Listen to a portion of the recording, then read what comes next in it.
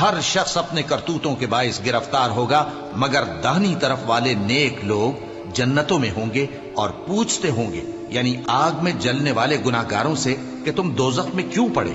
وہ جواب دیں گے کہ ہم نمازیوں میں شامل نہ ہوئے، اور نہ ہم فقیروں کو کھانا کھلاتے تھے، اور ہم بحث کرنے والوں کے ساتھ مل کر بحث کرتے تھے، اور روز جزا کو جھٹلاتے تھے، یہاں تک کہ ہمیں موت آ گئی۔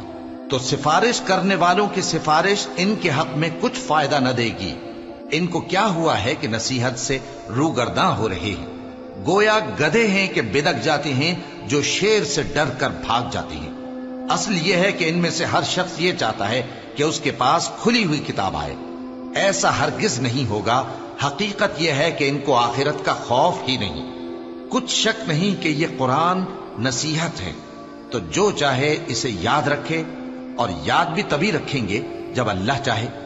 وہی اس لائق ہے کہ اس سے ڈرا جائے، اور وہی معاف کرنے والا ہے۔